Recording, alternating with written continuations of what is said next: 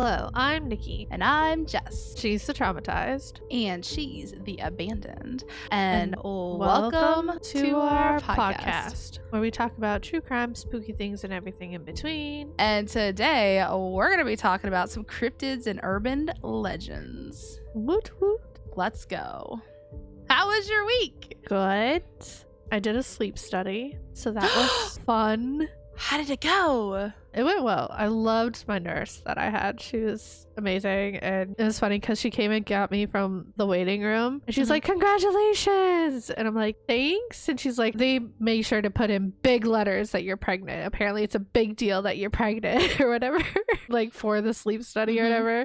So we were talking about the baby and her babies. And then she is actually diabetic. So we were talking about like diabetes and gestational diabetes and stuff like that. But yeah, I did the sleep study. It's really weird though, because like, so I basically drove through downtown, like on a highway of Louisville. Like I would drive center of fucking Louisville, but it was all on a highway. So I just had to make sure I got on the right exit. Right. So I'm driving and then I get my exit, and then the exit area is like completely wooded. So you wouldn't know that you're like in a city. At this point, I think it's like towards suburbs, but it's still Louisville. So I get off this exit and there's this like one single light among all these like woods in the road, and my GPS didn't know where to turn me. So I ended up just panically turning at that light, and that was it. But like you go up this windy road and like on this hill, and that's where the VA hospital is, like encased in woods. It's like not what I was expecting. And I was like,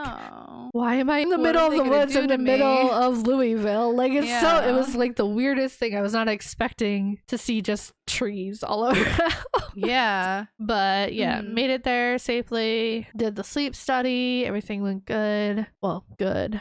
I have to wait a few weeks for my results, and then because they give it to the doctors give it to whoever they need to. Everybody looks at it or whatever, I don't know. And then she woke me up and she's like, yeah, it's raining outside. I'm like, great, I love driving in the dark, but it's raining.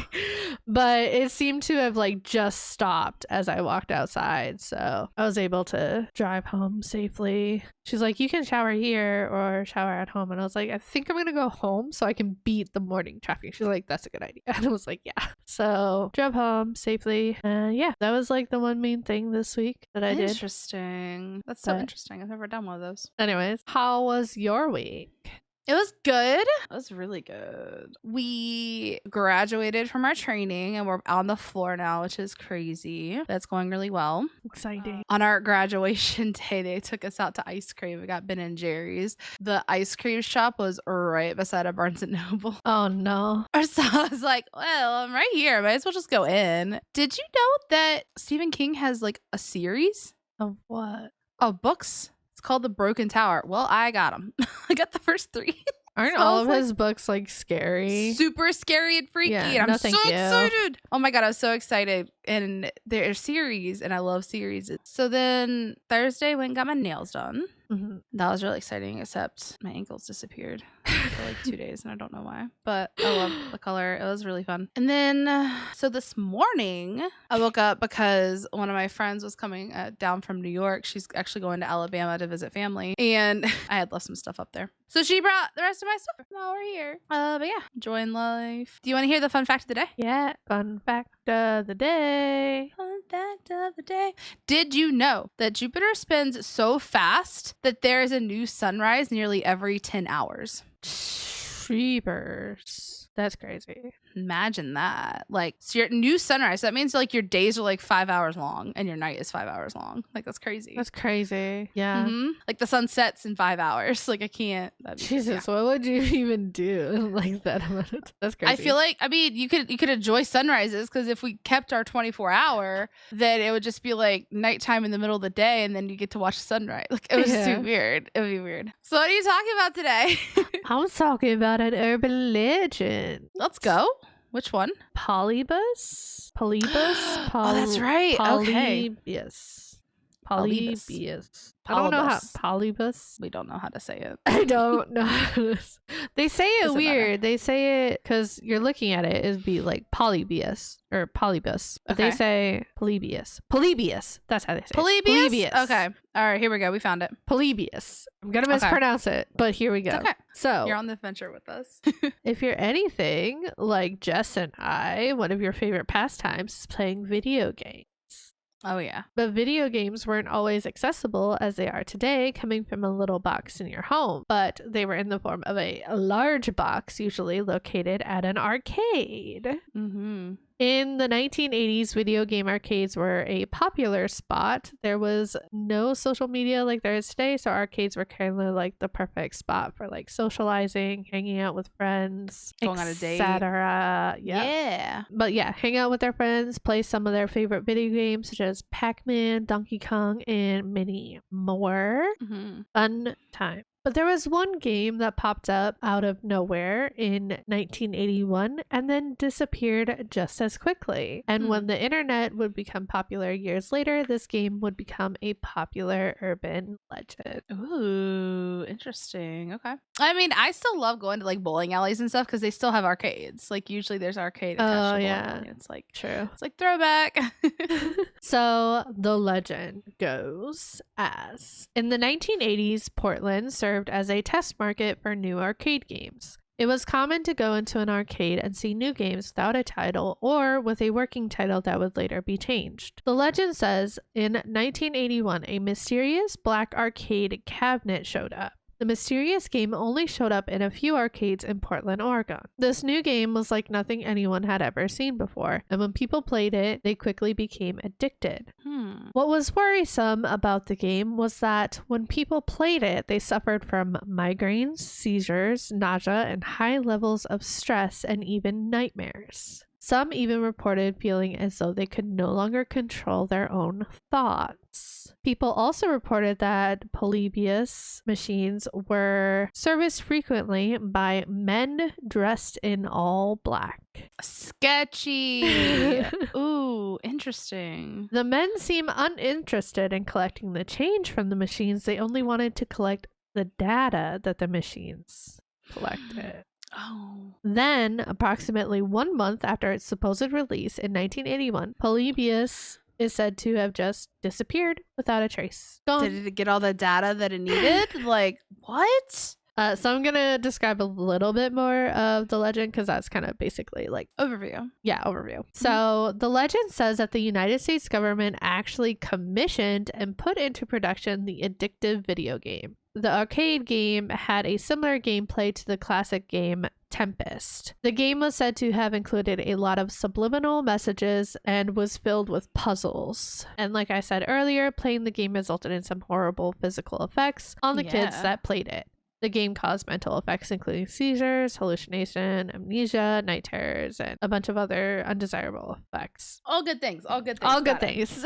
Terrifying. Other reports were that the game created suicidal feelings in those that played it and sometimes death. Why? Another thing about the video game was that it was suggested that the government was using it to change the minds of kids to no longer wanting to play video games. Interesting. So it was like it was causing all these negative effects so that you wouldn't want to play them. Right.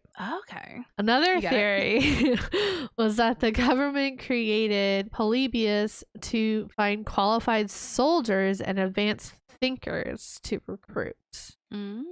Another interesting aspect of the game was the names surrounding it. So the game name itself. The game has the same name as the classical Greek historian Polybius, born in Arcadia. He is known for his affinity for cryptography and puzzles. He created the Polybius square, naturally, which is like, it's like a square, numbers on the outside, like a grid pattern, numbers on the outside, and then the letters would fill in all the squares on the inside. So it's like a grid pattern where you go left, down, whatever. So you get what I'm saying? I do. I do. I'm with you. As well as his beliefs that historians should strictly report that they can verify through hard evidence and by interviewing witnesses. So he didn't believe in just writing something down without proof. Okay. His name itself means many lives in Greek. So cryptography, puzzles, born in Arcadia, many lives. Crazy, right? Then the company named in most accounts of the game is Sinus Loschen. Ooh, okay. And the word is described by writer Brian Dunning as not quite idiomatic German, but its meaning roughly translate to sense delete or sensory deprivation. Okay. The word's meanings are derived from the German words Sinne or senses and Loschen to extinguish or to delete. Though the way that they are combined is not, again, standard German. It's just like they smushed these two German. So like threw them together. Yeah. So now I'm going to talk about how the legend kind of appeared. Okay. So the tale of Polybius first appeared in an online forum in 1998 on Usenet, the predecessor to the modern internet. Then the urban legend of Polybius gained popularity on February 6, 2000 when a listing for the game popped up on coinop.org, a digital museum and database for arcade gaming. And I actually have that. Ooh. Oh, very cool. So the page for Polybius listed the game as having been copyrighted in 1981, though no such copyright exists, and only briefly mentions bizarre rumors about the title before classifying its history as unknown. GamePro, which at the time claimed to be the world's largest independent multi-platform gaming magazine, was tipped off to the existence of the story. And eventually, in a 2003 listicle called Secrets and Lies, which a listicle, as I guess, is an article with just a list. They call it a listicle. I mean, sounds like testicle. I'm not gonna lie. Yeah, I don't know. That's fine. Great word. But in Secret and Lies, GamePro came to an inconclusive verdict regarding the tip. So they couldn't really tell if it was true or not that this game existed. The story went on to hit Slashdot, the closest thing to going viral in the early 2000s, on August 21st, 2003. So it went viral in 2003. Okay. Then in 2006, a man named Stephen Roach posted a story on the website coinop.org. I think he posted it like in the comments or whatever. In the post, he said he was the man behind creating the company that made Polybius. He claims that he and his partners were commissioned to create the game by a Southern American company. The game was meant to be addictive, and that's why they were created. The story goes that when one kid supposedly suffered an epileptic fit, they freaked out and they pulled the game from the market, which would like kind of explain how it disappeared so quickly.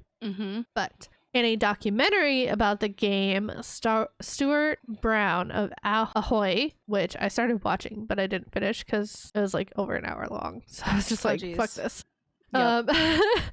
But he claims to have actually tracked down the user who claimed to be Stephen Roach and states that his addition to the story is entirely fabricated. So he doesn't believe Stephen at all. Okay. So is any of this story true? Let's get into it. That's the question. There are some pictures of Polybius arcade game cabinets, but they are basically just mock-ups.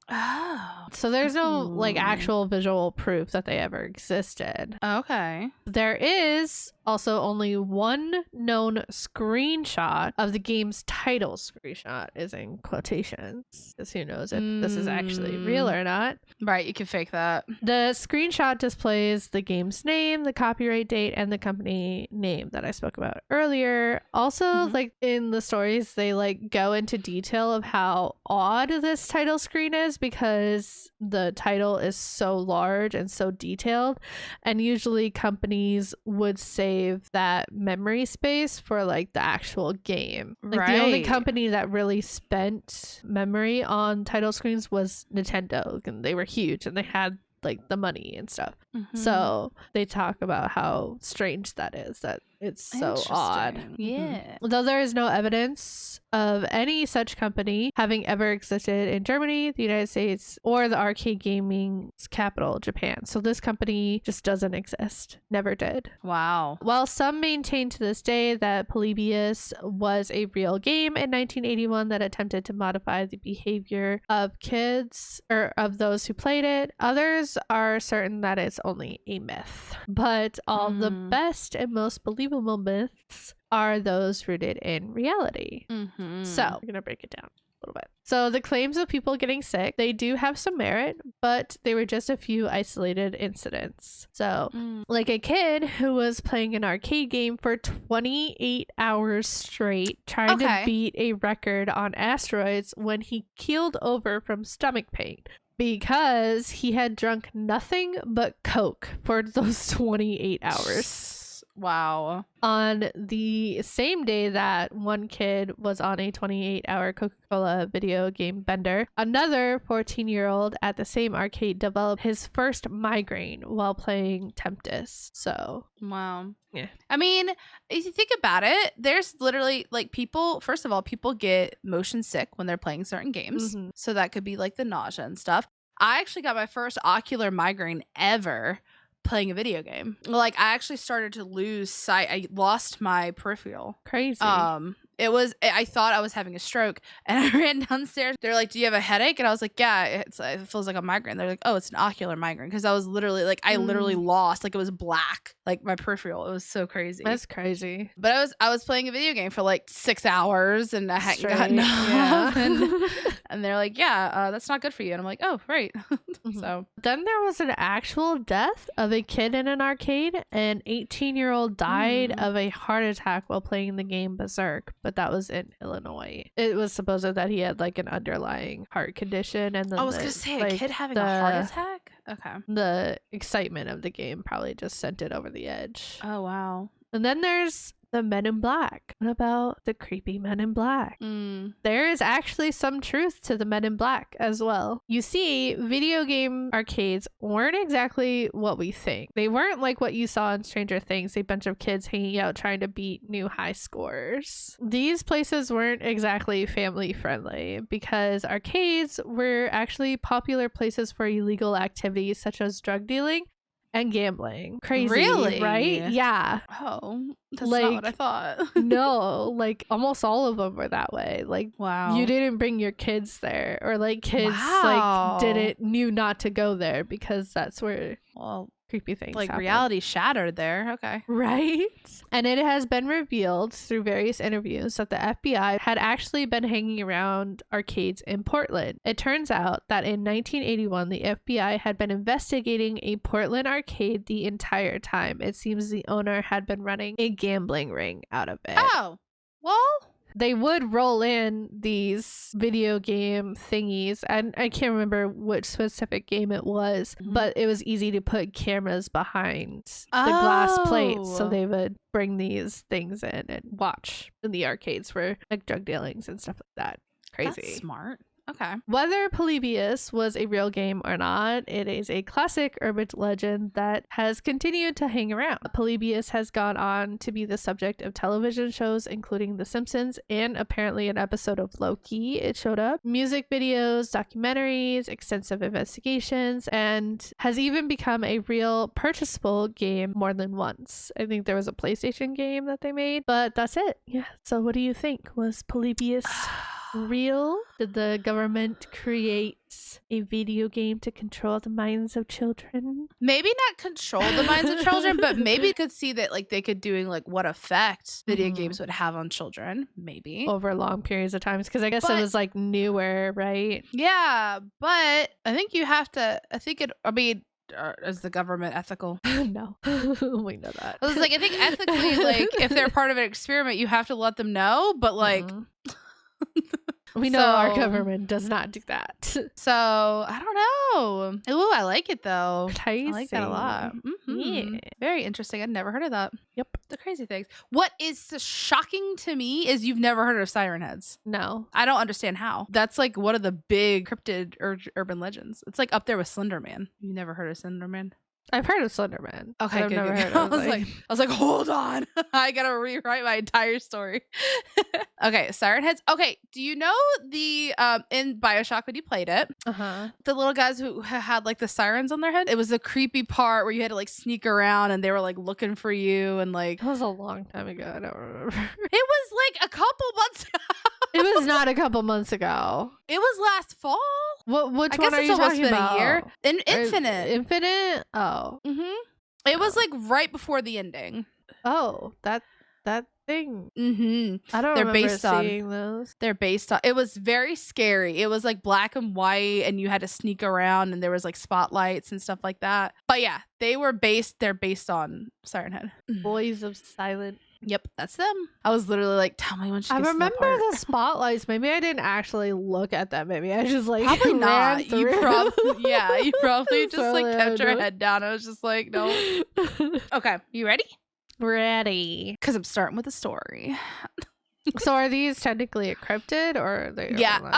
Both. Both-ish. Cool. I mean, and to be fair, like if you look at it, cryptids are really urban legends. Like, so that's kind of why we put them together, is because like really a cryptid is like Bigfoot and Slender Man, and they're all urban legends. So they're kind of, but yeah, theoretically it's a cryptid, but it's also based in urban legends. So gotcha. Buckle up. So. You've been cooped up for way too long. Winter was long. You decide to go on a hike. Okay. I can see myself doing that.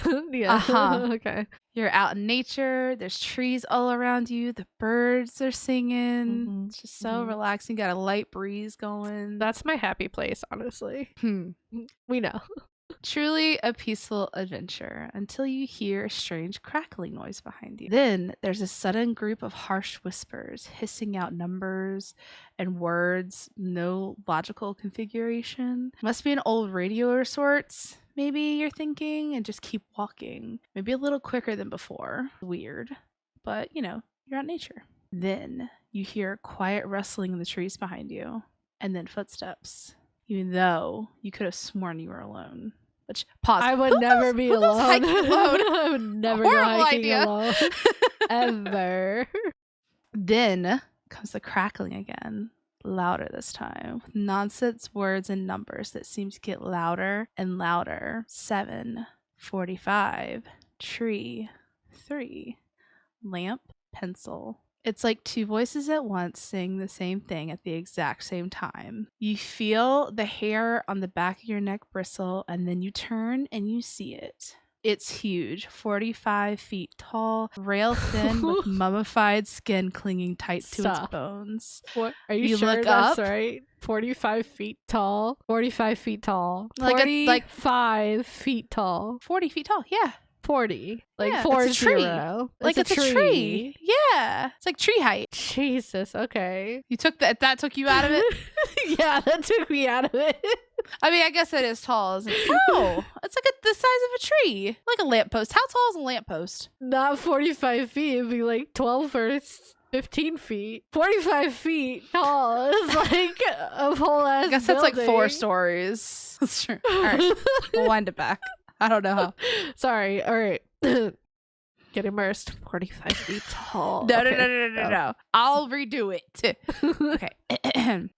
It's huge. You can say 45 feet tall. We're going to keep it in. 15 feet tall. No, stop. You can't change it now. Rail thin.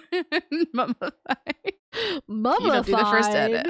Yeah, mummified. You didn't hear anything past 45, did you? No, like 45 feet tall. God damn. Like, I wouldn't even be scared. I'd be like, bro, you okay? You good up there? I can't see you. I'm not scared of you because I can't see you. Okay. You know, I think it is like to be like 15 to 20 feet tall. Sorry. I know you're ruining my story. I have a backup. Don't worry. I have another one. Are you crying? It's supposed to be scary. I'm so scared. I'm crying. Okay. Oh God. Okay. Okay. Stop making me laugh. Sorry. Okay. It's huge.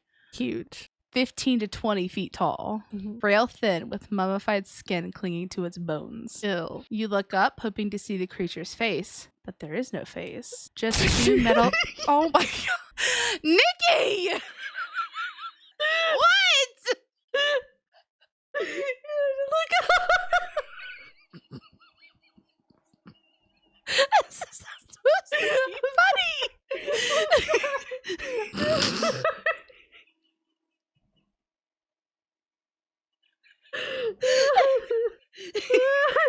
Actual tears now. Just stop! You're making me cry. The vision of looking up. Oh my god. Okay. I'm sorry. I was expecting that. Truly, I am a comedian. Comedian now. Oh god. Oh my gosh. You're good. What set you off that time? Looking up, imagining looking up. Oh how can you even see the face when it's 45 feet up there? Like, what do you mean? I need binoculars to look up that far. Stop.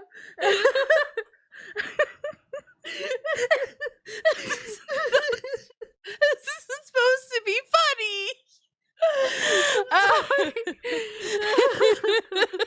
Not funny. Not funny.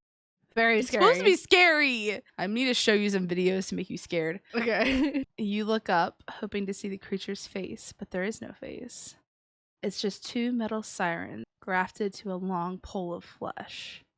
Before you can even scream, its long, spindly hands are already wrapping around your face. Ew. Why the face? So it wants your face because it doesn't have one. Oh. Okay. I don't know how we got past that story. Are you guys scared?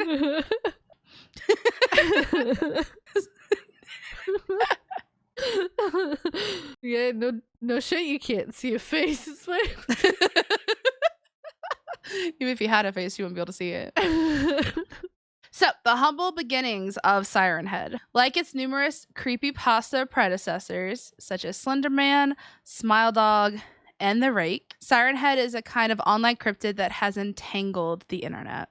It appeared first in August 2018, and since then, frightening faceless monster has become a hub of internet folklore. Well, that's probably why I haven't heard of it, because it's Nikki like likes to say folklore. Folklore.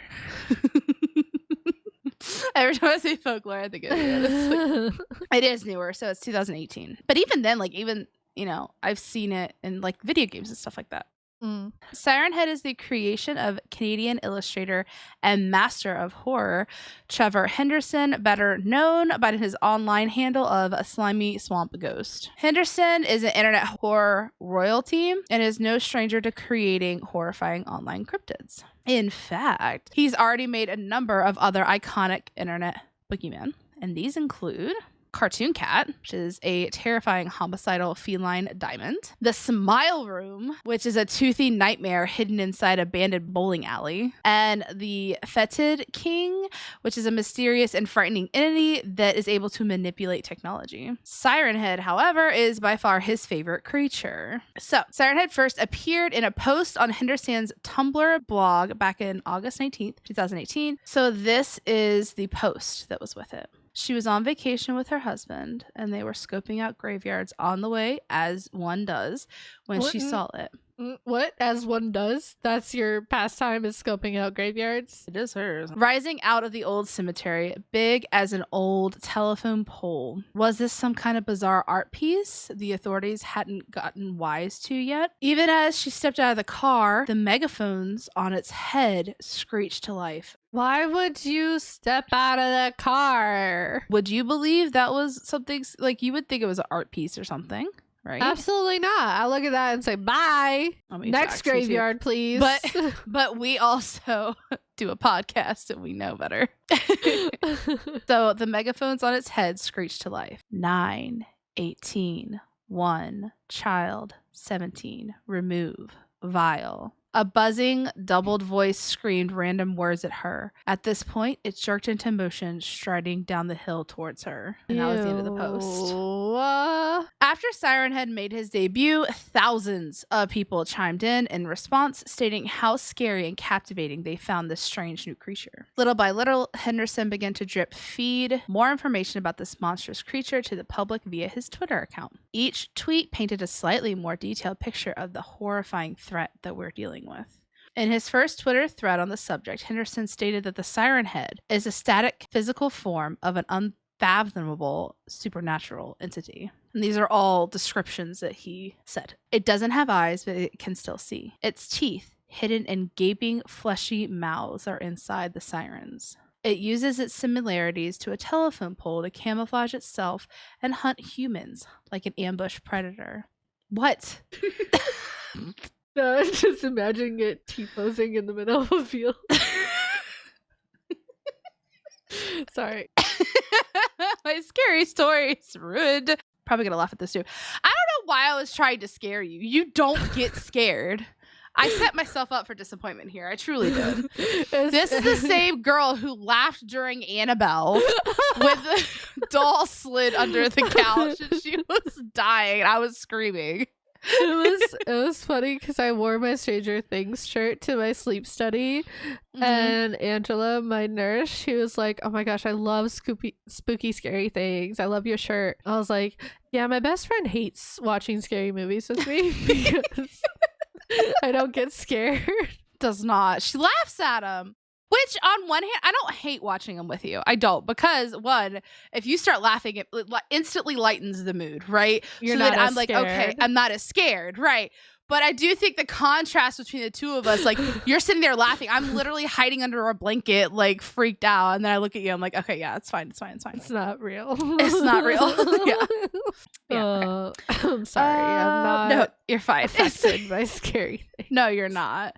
You're not. But it is creepy. And we'll talk about how more creepy it can be. Caves are creepy and scary. And noted. I'll find a you'll find an urban legend somewhere in a cave. I'll scare the hell out of you. See, I don't want to scare the hell out of you. I just want to be creepy. It's creepy. It's 45 feet tall. Sorry. Okay. While its siren head can play siren noises, it typically communicates in old snippets of music or words. It can also record and play back other sounds and is able to manipulate other noise-emitting devices. Now that to me is the creepy thing. In other words, while it may seem at face value like a brainless monster, Siren Head is an intelligent and powerful supernatural force. While it spends large periods of time inactive, it can move scary fast when it needs to. For example, when it's chasing you through the woods. Not like that. It also tends to avoid major population centers, preferring to stalk areas where victims won't have anyone to save them. However, that doesn't mean that you're safe or tucked away at home either. So the second image of Siren Head shows the creature lurking in the suburbs. Ew. That one legit looks photoshopped.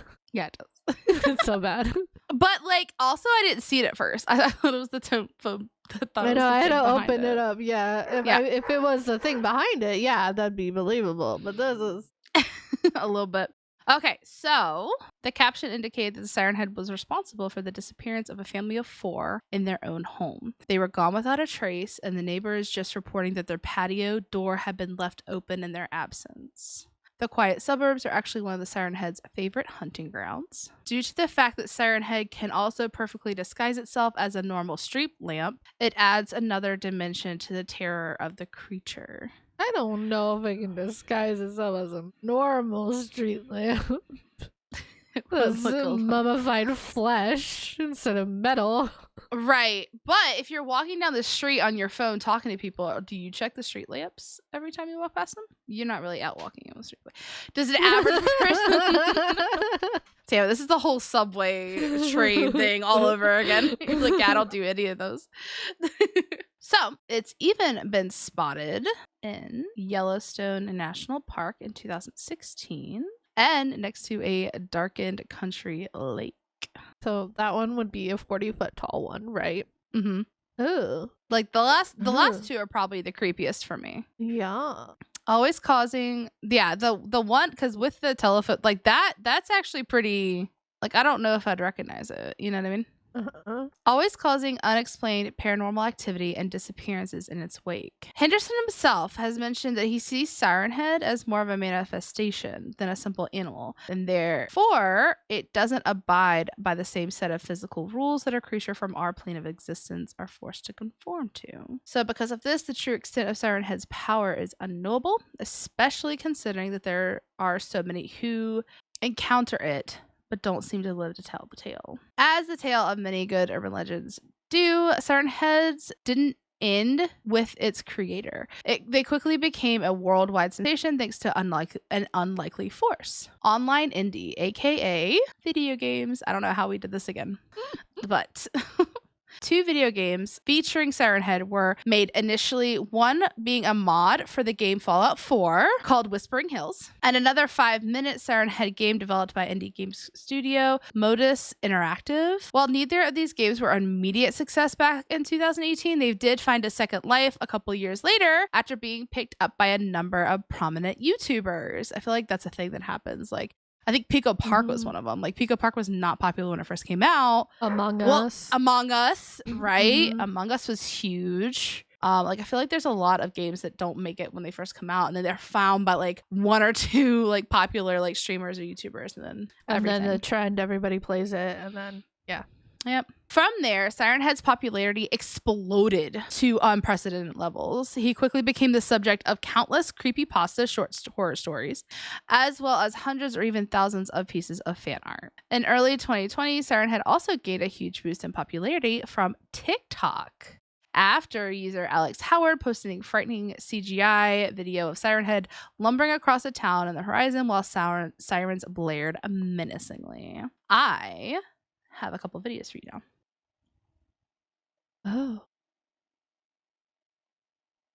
Oh.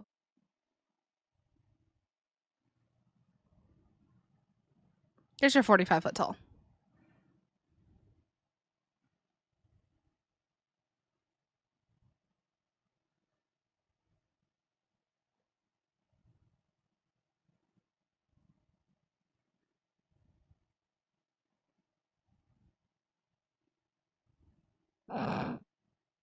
That one's, yeah.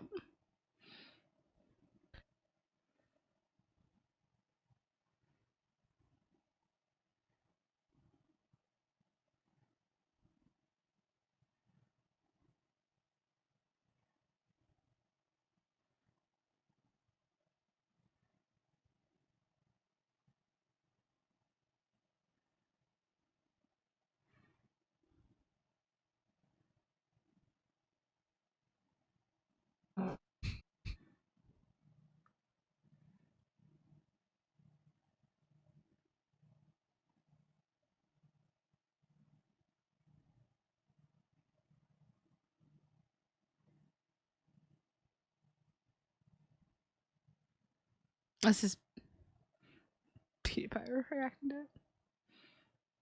Urban legend. I'm not saying I believe in him. I'm just saying he's creepy. So I'm going to end it with a short story. Are you ready? Are you gonna laugh through this one? I'll try not to. It's so scary. So scary. I'm confused, like, because like this guy admits that he made it all up. He made it up, but people like still sit there and believe everything. And well, think there's sightings. We'll get to that. There is like some theories behind that. So okay, after the short story. All right, short story. It's gonna be scary. I'm so ready to be scared. I'm not gonna laugh. Not a single hee hee. Okay. Oh, I'm watching this girl. Okay. All was peacefully quiet until a jolting but steady thumping sprang from the front foyer. Knock, knock. The sound came again, stronger this time. It was the end of November, and cold as the gold digger's ass. Lizzie and Mark were alone. I don't know. I guess it's a phrase. I did not write the short story. How is it gold? Because they're like the gold diggers in Alaska, or like a Maybe. Gold digger, or like a gold digger. I feel like it's a gold digger, like a digger of gold. Huh. And is it because their ass is cold? Because their ass is up? Because they're trying to dig in for cold? Yeah. They're probably their crack showing a little bit. Never heard of that, but interesting. Interesting phrasing. Okay. Mm-hmm. Lizzie and Mark were home alone and wrapped up in each other's arms in front of the fire. Both of them wondered who it could be. Lizzie's parents were out of the city visiting a sick relative, and she invited Mark, her new boyfriend of 3 months, to come stay with her. They were both so in love. Mark stood up and went towards the door. He turned the knob and opened the door. There was no one to be seen outside. The lawn in front was silent as the grave. Mark couldn't see anyone outside. Without giving it a second thought or a look, he closed the door and went back to the cozy living room. After about 5 minutes, someone knocked on the door again. This time, Lizzie came to check to see who was outside. She thought maybe some neighbors' kids were playing a trick on them. She heard the noise coming from the woods at the far end of the corner of the house. She turned on the flashlight on her phone and went inside the woods. No. First, no. Also, guys, just as a heads up, this is how we are during scary movies. So, like, if somebody does something stupid, like in the middle, we're like, no, absolutely not. No, no. Like, when we watch movies as a group, I feel like you and I have to mute each other, like mute ourselves, because we're literally just screaming at the movie the whole time. Like, stop it. But when we get together, it's fun because we have conversations in the middle of the movie about how stupid people are. Yes. This is Lizzie talking.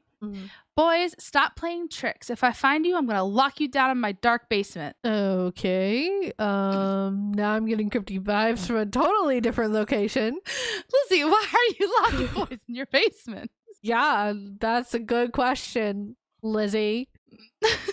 Do you have other boys in your basement? Why is that your go-to threat? Why? Okay. Mm-hmm. The rustling got louder. Lizzie went near the bushes but couldn't find anyone. She assessed her surroundings one more time before going back inside. She was about to close the door when she heard a cry for help. Help! Please, Lizzie, help me! I'm stuck! Yelled a woman. I thought Siren Head wasn't supposed to be able to put words together. I think, no, because it said that it can mimic people's voices. Its choice of language is usually randomizing things. Okay. But if it's trying to entrap people, it can mimic things. It came from the outer left side of the house. Lizzie realized that it was her mom's voice. Lizzie ran towards the voice without giving a second thought about how her mother had just came home. She heard the noise coming from the woods at the far end of the corner of the house. She repeatedly turned her flashlight on and went inside the woods again. After taking a few steps inside the woods and screamed as hard as she could. At that moment, she knew she was going to die. Lizzie couldn't understand what she was seeing. Standing in front of her was a 40-foot tall humanoid creature with heavily emaciated, near skeletal frame covered in dried, mummified flesh and the color of rusted metal. Its limbs were disproportionately long and thin, with arms almost as long as its entire body, ending in huge bony hands. Where a human's head and neck would be was a thin pole of flesh with 2 sirens attached to them and several black wires snaking around its neck and onto its upper shoulders pressed against its abdomen. Siren Head picked Lizzie up with one grasp. Lizzie tried to get out, but it was too strong. She even tried to scream, but it was as if her voice had been ripped away. Siren Head shrieked loudly through its siren head and ripped off Lizzie's head right off her body. The body became numb and the screams died away. There was no sign of life left now. Inside the house, Mark wondered where Lizzie had gone, and if she had found some prankster outside. He stood up and went outside. He searched the area and couldn't see Lizzie anywhere. He yelled her name a few times. Lizzie! Lizzie! Baby, where are you? Did you find someone? No one answered. He tried calling her phone, but it was off. He tried a few more times with no reply, and he was starting to get worried. He was about to look inside for Lizzie when he heard her voice. Hey, Mark, I'm here. Come look what I found, Lizzie exclaimed excitedly. Where are you, Lizzie? Asked Mark. I'm in the woods. Come here. You won't believe what I found, Lizzie said. Mark went inside the woods following her voice and couldn't imagine a horrendous monster is waiting for him in the woods. Whoever wrote this sucks. I am having to edit on the spot. This is very difficult. I am editing this so hard while I'm reading it. As he was going deeper and deeper inside the woods, he began to see long, lanky legs between the trees, and Mark felt a shiver run down his spine. Without giving it a second thought, he turned and ran towards the house as fast as he could. The monster gave a loud shriek and Mark fell to the ground and everything went black. It was actually interesting. I don't know if I don't know how creepypasta works, but when I searched Siren Head on creepypasta, only one thing came up. Like I couldn't find actual short stories, so I had to Google like different short stories for it. I would give this story like a solid like 7 out of 10. If I'd read it as written, it would have been a lot worse. But I mean, it's scary. It does the point, you know? I mean, my thought was, how did she see the head of the siren 40 head? feet tall. Because a cell phone flashlight is not that good. Let's be honest. No, you can see like not even a foot in front of you with a cell phone flashlight. Yeah, maybe the moon was bright. Okay. That was scary. Okay. Scary story. Super scary. I know. Okay. So is Siren Head real? No. So the lines between fiction and reality become blurred. Mm-hmm. In a metaphorical sense, when enough people believe in an urban legend, to them, it might as well be real. In a more spooky and mystical supernatural sense, characters like Siren Head and the Slender Men, which again, they get compared a lot, like they're like the two like big ones, are often associated with a concept of tulpas or thought forms. This is like, it was a Tibetan monk theory.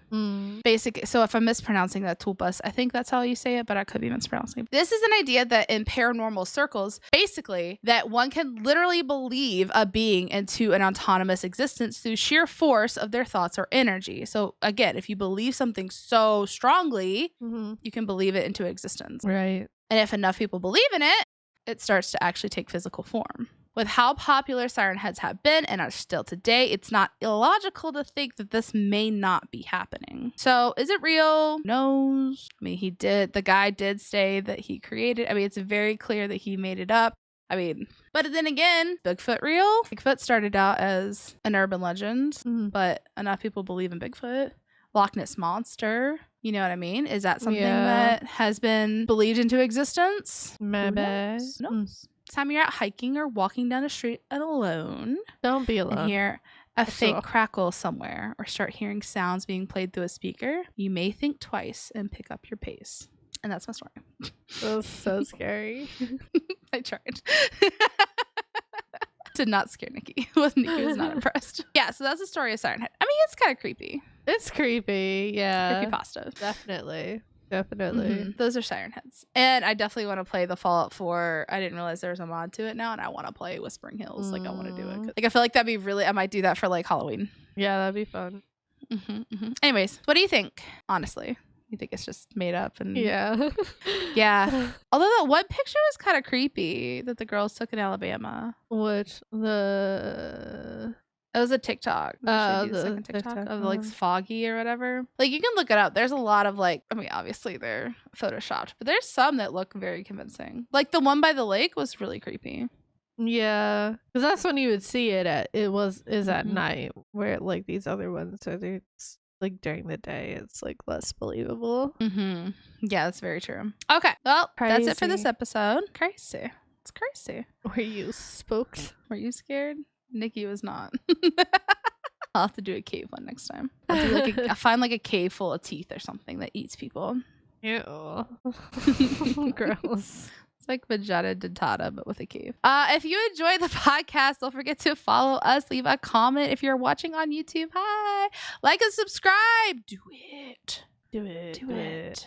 Do it, do it, do it. You can also find us on Twitter, Instagram, and TikTok with our username at TTATA Podcast. And in the bio of all of our social media is our link tree, as our email. If you have any questions, comments, concerns, topic ideas, hit us up. Let us know. Say hi.